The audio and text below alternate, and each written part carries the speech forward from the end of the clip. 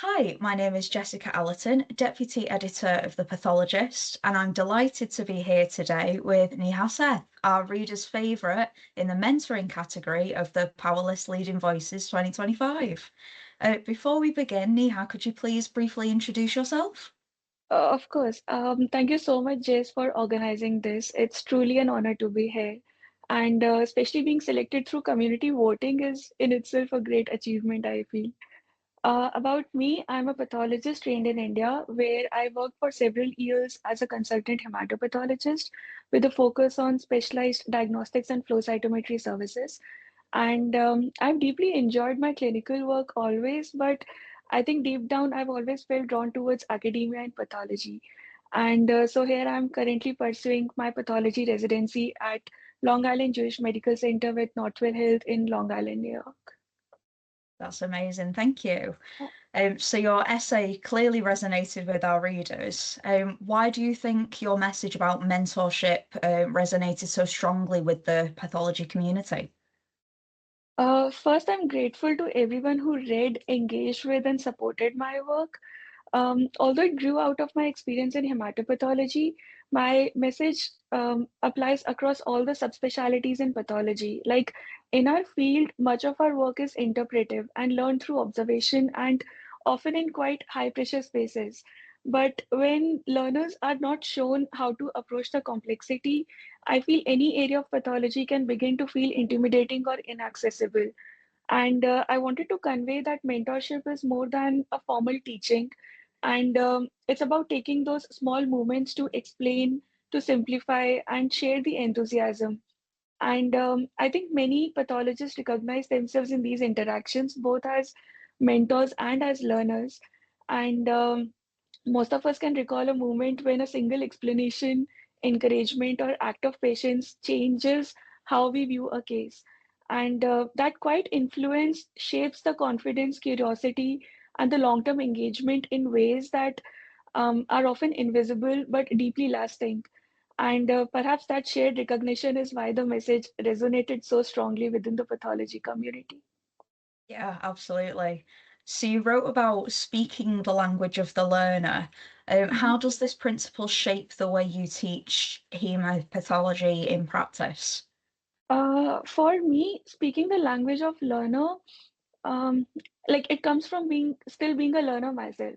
And much of the way I share hematopathology concepts with others has been shaped by the moments when I struggled to understand something and had to find a way to make it click for myself. So when that happens, I try to hold on to that process, like what confused me, what finally made sense, and why did it make sense, and then share it with others who may be at a similar stage. And I try to verbalize my own thought process so learners can see not just the conclusion, but how to arrive there. And sometimes, like that might mean like simplifying a concept, sometimes drawing it out, or sometimes reframing it entirely.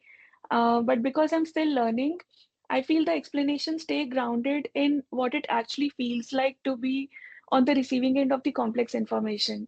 And I think that shared perspective helps learners feel less intimidated and more willing to ask questions. Hmm. Definitely. Definitely helps having that experience from both sides. Yeah. So many trainees describe hematopathology as intimidating. How do you break down complex concepts into something more approachable and engaging? Well, that's very true. And many trainees do find hematopathology intimidating. And I feel because they are often introduced to too many layers at once. Like hematopathology as a subject, it's an inherently integrative discipline, and you are expected to know morphology, flow cytometry, immunophenotyping, molecular, cytogenetic, like all the data together to arrive at a final diagnosis. And unlike some areas of pathology, you are rarely handed a single slide with an obvious answer, and each case needs to be worked up, and it requires building an interpretation across multiple platforms. So to make this approachable, I feel I start by sharing with trainees a clear entry point rather than presenting everything at once. And like for example, with flow cytometry, which is often a major reason of anxiety, I treat it as a pattern recognition exercise before diving into details. So I walk them through how cells are required, how populations separate, what is the fundamental basis around it, and how do you adjust the plots, what are gates, what are colors. So basically all the technical details regarding the software. And I think it changes what you see so that they can watch the patterns emerge in real time rather than just reading the final report. And I rely heavily on simple frameworks like color coding, sketches, or repetition. And because those tools help learners see more of a structured approach rather than looking at the chaos out there on the software. And once that foundation is in place, we can get into complexity step by step. And I also think that once your concepts are clear, that shift changes the learning experience.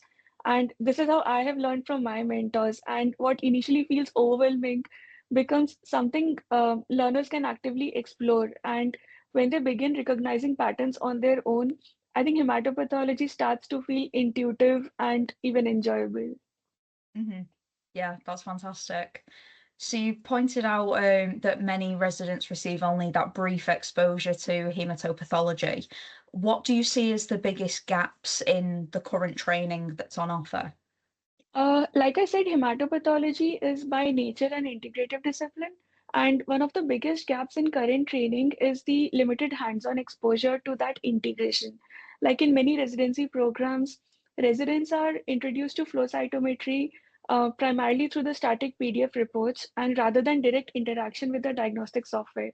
And without the ability to do it all practically, like to scroll through the data, adjust the plots, explore cases in real time, learning becomes theoretical and passive. And I think this makes complex concepts feel all the more intimidating. And at the same time, the molecular and the cytogenetic results, which are critical in which are critical to arriving at a final diagnosis, they are handled by different services. So trainees may not consistently see how these findings are incorporated into the final interpretation. And as a result, the diagnostic process can feel disjointed rather than cohesive. So when this fragmented exposure is combined with the short, short service and service heavy rotations, I think residents may miss the opportunity to appreciate hematopathology as a pattern-driven interactive field. And instead of seeing how morphology, flow cytometry, and genetics come together to tell a story, they experience these elements in isolation.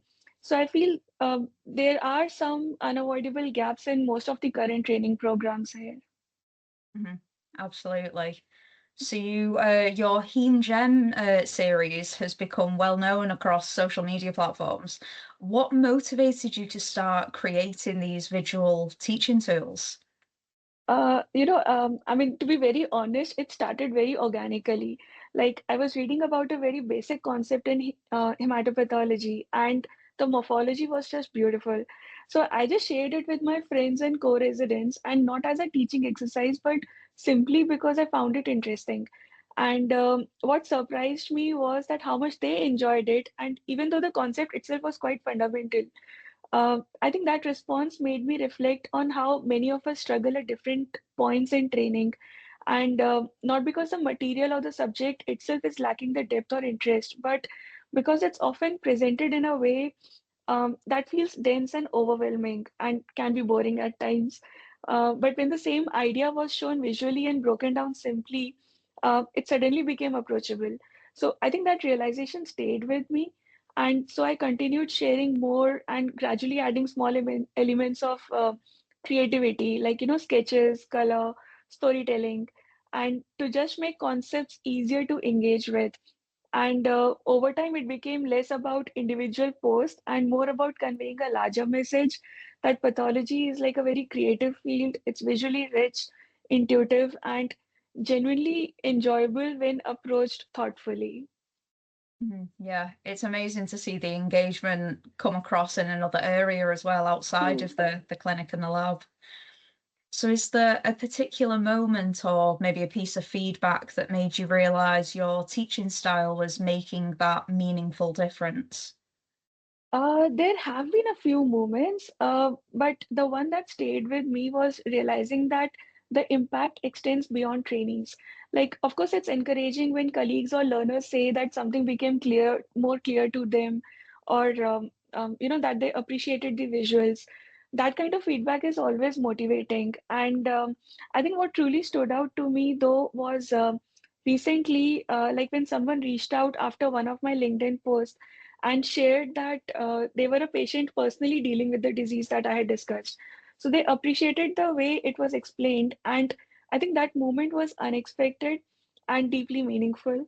And as a physician, also, I feel it just reinforces how much empathy and clear communication matters, and not just in teaching, but in how people understand and cope with their illness.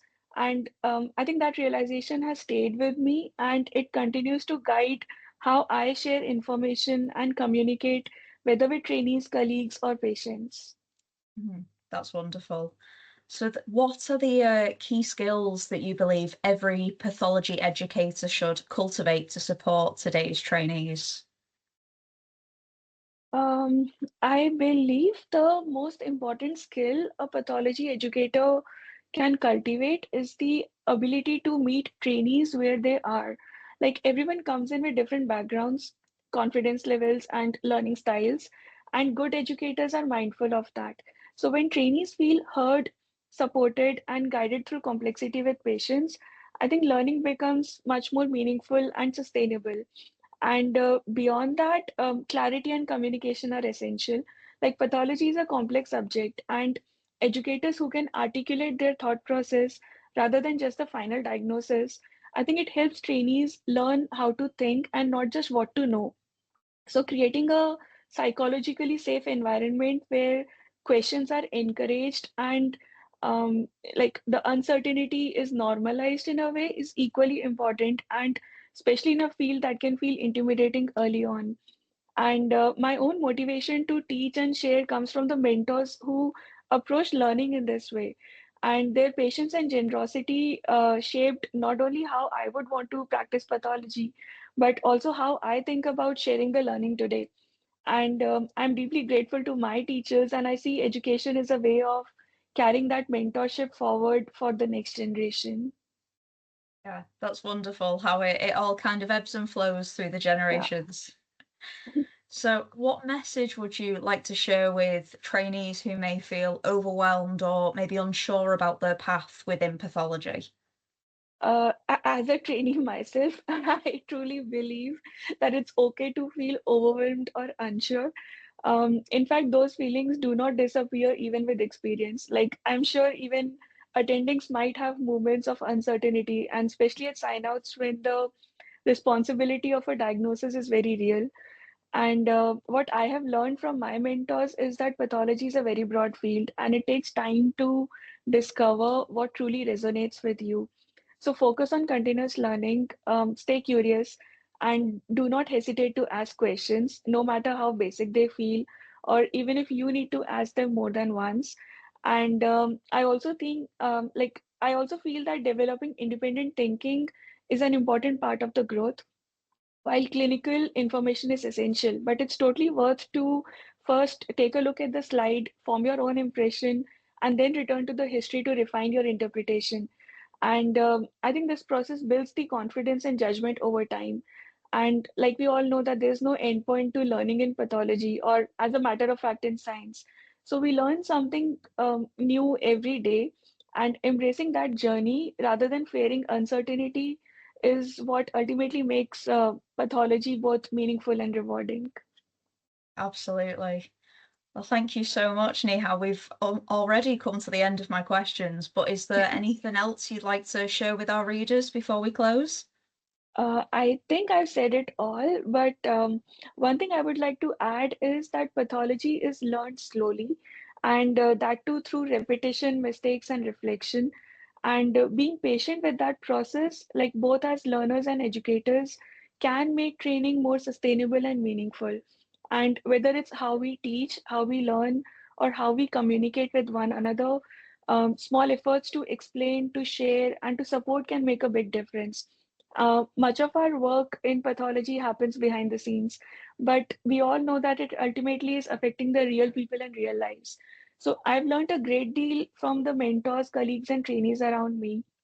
And I hope that same thoughtful, patient approach to learning continues to shape how we support one another and influences the culture of training in the field of pathology. That's wonderful. Thank you so Yeah. much. It's been an absolute pleasure. And congratulations again. Thank you so much. I totally enjoyed this short conversation.